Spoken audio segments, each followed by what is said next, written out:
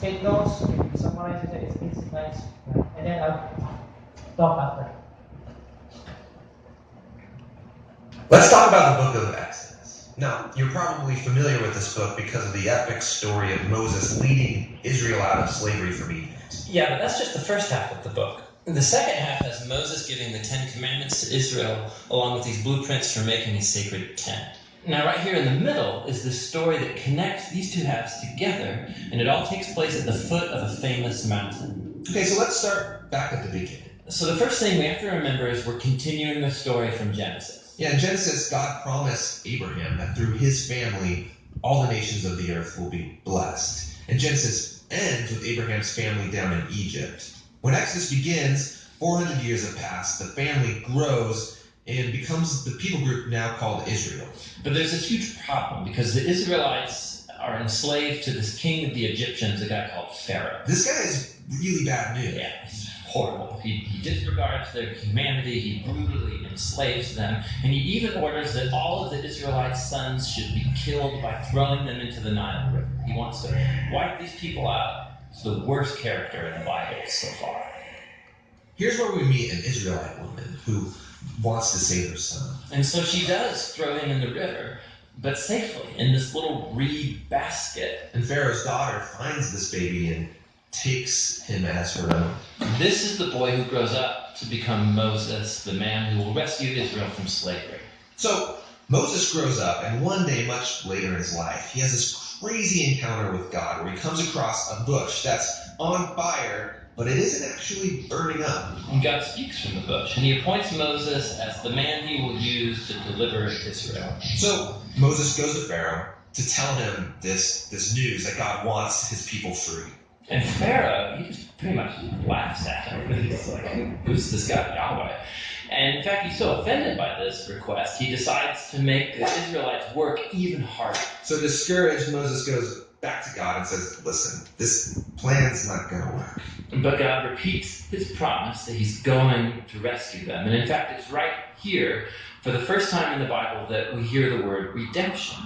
It literally just means to purchase a slave's freedom. But God here uses this word to describe what he's going to do for enslaved Israel.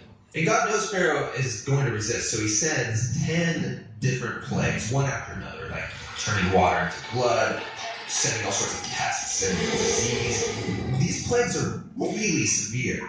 They are severe, but we need to understand that the story is presenting these as acts of divine justice against one of the worst oppressors in the story of the Bible. And they're all aimed at the purpose of rescuing these enslaved people and defeating the gods of Egypt. This all comes to a climax at the 10th plague, where God's going to kill the firstborn sons across all Egypt. Every house. It's pretty rough. It is, but it's also God's response for how Pharaoh killed the Israelite sons. Now as you turn the page, you suddenly get 2 long chapters of detailed instructions for what's essentially throwing a dinner party with a recipe for a lamb. Yeah, this lamb is super important. God tells the Israelites to pick it out and to prepare it to be eaten. And they're supposed to take its blood and then paint it all over the doorframe of their house. And anyone who is in that house will be spared from this final plague. And so this meal, which is called Passover, it commemorates this key moment in the story where God brings his justice on human evil, but also shows mercy by providing this substitute. This final plague makes Pharaoh angry, and he demands that Israel gets out of Egypt, which is great. But suddenly, as they leave, Pharaoh changes his mind. He has a change of hearts. But on top of that, we're also told that God hardens Pharaoh's heart. Why would God do that? Well, what we need to remember is that over and over in this story, Pharaoh has already chosen to harden his own heart. And so at this point, Pharaoh, he's not just evil, he's become monstrously evil. Even his own advisors think that he has gone way too far. And so how is God supposed to deal with such an extreme form of evil? And what we see in this story is that God uses his power to lure evil into its own destruction. Pharaoh and his army are destroyed in the Red Sea as Israel passes into freedom. And after this, we find the very first song of worship in the Bible, as people praise God for redeeming them. And it's in this story that the word salvation is also used for the first time, which means simply to be rescued from danger. Now that they're saved, you would think that everything should be great. But the story quickly turns. The Israelites start wandering in the desert. They're tired, hungry, lost. And you start to wonder, what's God doing? What were they saved for? And we learn the answer to that question in the very next story, which ties the two parts of this whole book together. The first half of the book of Exodus tells the story of ancient Israel being rescued from slavery. And when people say the Exodus story, those are the chapters they're referring to. But the book has the second half, where Moses gives the Ten Commandments to Israel, along with these instructions about building a sacred tent. And what links these two halves together is this crucial story. The people of Israel, they're out in the middle of nowhere. They find themselves at the foot of this mountain called Sinai. Here, God's presence comes dramatically down in the form of a violent storm cloud. Now let's stop a second and talk about this concept of God's presence, because it's really important for the rest of the book. At the beginning of the Bible, in the Garden of Eden, humanity was in God's presence. They had this close relationship with Him, and it was good. But humanity rebels, and the relationship is fractured, and access to God's presence is lost. But God promised Abraham that He would restore His blessing to all of the nations, and that includes this restoration of relationship and access to God's presence. So here at Sinai, God's presence is now right here in front of them, and it's actually quite frightening. And He's here to invite Israel into this unique and close relationship with Him. And the word used to describe this relationship is covenant. It's like a legal agreement between God and Israel. And it's unique because up till now, God hasn't asked Israel to do anything in return, just to trust Him. But here on this mountain, God is going to ask Israel to do something. A lot of things, actually. He gives them a whole set of laws that includes the Ten Commandments. And if they obey these commandments, they will become the people who will represent God to the nations of the world. Like a priest would. Yeah, in fact, that's what God calls them to become, a kingdom of priests. And this is all connected back to the promise to Abraham that his family would become a blessing to the nations. Okay, but obeying these laws is going to be difficult because there's a lot of them, and they set a really high standard. Though if you think about it, I mean, anybody in the world who should be able to do it, I mean, it's these people who experienced firsthand God's grace and His power when He rescued them from slavery. And they agree to obey the terms, but then they refuse to go into God's presence because it's still a bit frightening. And since the people won't go up, Moses goes up to the mountain by himself to meet with God. But God still wants to be with all of His people. And so He says, okay, if the people won't come up here to me, I'll come down off this mountain to be with you all. And that's why He orders Moses to build this elaborate tent as a place where God's presence can be among His people. And that's why the next thing we get is 7 chapters of extremely detailed architectural blueprints for this tent. It's really, really, really long. But every detail is important and has some kind of symbolic value. For example, there's all of this Garden of Eden imagery inside the tent.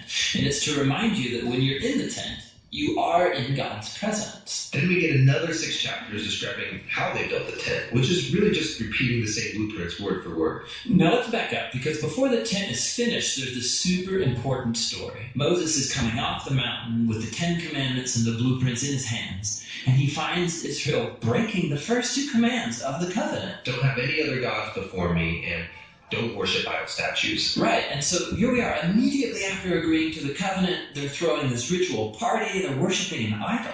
And so God says to Moses, you know what, this is not going to work. I should just wipe these people out and start over with you. But Moses reminds God of His promise to Abraham and pleads with God to spare them, which is a really weird conversation. Why would God need to be reminded of something? Yeah, it does seem odd. But this dialogue is inviting us into God's experience of grief and pain due to Israel's actions. And He really could walk away.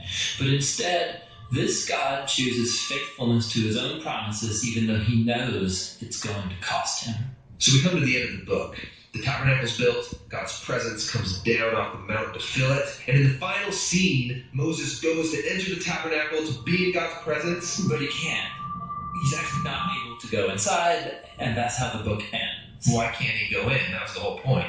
So when Israel worshipped the golden calf, it was like a slap in the face to God's faithfulness. And so Moses can't just waltz into the tent like everything's just fine. There's a deeper problem still in this relationship. Will they ever be able to fix the relationship and go into God's presence? Well, that's what the next book, Leviticus, is all about. Hey, this is John. And this is Tim. We believe the Bible is one long story.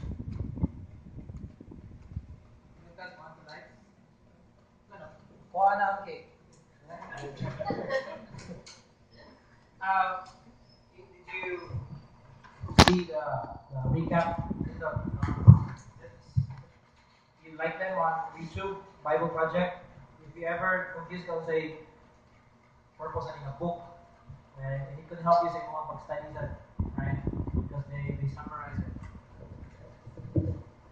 Now, I just share that because we are now commencing. It mentioned there that there were like 6 long chapters about how they built the tent. All right, they had this tent. Narito ang Ark of the Covenant, narito ang laws ni God, na presence ni God, and only those who are priests can enter. Muna sa Levitical priest, muna siya mga priesthood. So, ang makasulod dito, katulad mga Levitical priests. Now, summarizing the book of Exodus, we see the human nature sa tao. And after God delivered them from the hands of Pharaoh, nag-cross na sa Red Sea, the first song of praise, sing to the Lord, our Savior, right? But right after that, more bagulbul dahil nga naman, uhaw, asa ang pagkaon. You notice also yung nature sa tao? Tabangan ka sa Diyos, maka-hallelujah, ano ka sa tubangan, salamat mo ni God sa tanan. But then after that, kamit kagwan, bagulbul na sa tanan, can you not relate to yourself? Okay, mga sometimes ba, doon na lagi tayo short-term memory loss. Pakalimutan mo, bago bagay-tabangan ni God. Last week pa ganit, isolve din, karon bagulbol na sa kama, na nasa yung problema. I want us to see and learn from this that hindi siya bagulang ang attitude na to. The people of Israel had that attitude also. That they tend to forget how God has delivered them. Ingon pa sila nga, mas may pagwala na lang may deliver, mas may pagdito may mamatay sa Egypt. Kaysa diri, may pagwala may mo gi-set free. Ka-insult to anak sa Ginoo, ka-insult to anak ni Moses. Saan man sa do? May pagwa ko dagdag diri sa Ginoo, may pagwa na lang ko ng pastor, may pagwa na lang ko di quit sa akong job, may pagwala na ko siya bulagi. Balipan. Okay, sige. May pagkuan na lang, kay murag balipayan, karon na noon, nag-focus ko sa Ginoo, karon na noon, murag pag, may ayaw ng kinabuhi. Let me tell you this. Do not forget what God has done in your life. Can you encourage someone right now and say, do not forget what God has done in the past. Come on. Do you remember what God has provided you in the past? Remember that? I tell you, kay kung makahinumdum ka, yun sa kapagtabang sa Ginoo sa una, ma-encourage ka. Sige lang, get grabe. God has met my need. One example I can say, yun ako baliktad, nakanuhog ni Juani. Nag-pledge me sa church, kasi mag-pledge yung pila para sa akin yung projector na screen. Ano puti ba? Nako. Pastor na ba ito? Ako may nagwali atong Sunday. Ako dyan ko yung business, wala pa. Ako pa ko. Wala ako siguro ko yung call center ba? Ano call center na? Pamurang call center na, pero I had 500 in my pocket. Monta akong kwarta. Ako may sweldo. What I did was, ano na pledge ko, kung pwede sa mouth. I gave my pledge. Right after the service, pag human sa service, na hindi kumusta na ko. Pag kumusta na ko, masa na ko tanawa dahil. Thank you, salamat. And then when I looked, sa hitabo, ibalik ni ka na akong 500. Sa'yo, ihatag kung iba pa, ay, namin ito na yung hatag na ko 500. Di ba sa'yo, puro ka na mo step out in faith na Lord. Palit naman ni gatas. Pero sulatan, di ba naman kasi naglamanan ako? Ang puro sa mama. Nag-bless mo siya sa wali. Nag-bless ko yung God bless you. Kibalo ko nga. Kailan ako. Nagwalay mo ako, di tanawan ako mama. Kasi di ko ganang pulsa. Kaitsunan. Wala, kung siya siya God can use anyone. Amen. And so many times, di lang ka na experience protection that God provided our needs. Mutuo mo sa day, pero nakasuway na ko, nga naibuo ko na rin isulod sa akong account, kuporta. Wala ko kibaw, kinsa nagpadala. Mga to is season na ito. Naman ko season sa among life, sa among marriage, na kasi gipit, di ba? Di ba? Pero karon, sige na lang good Burger King.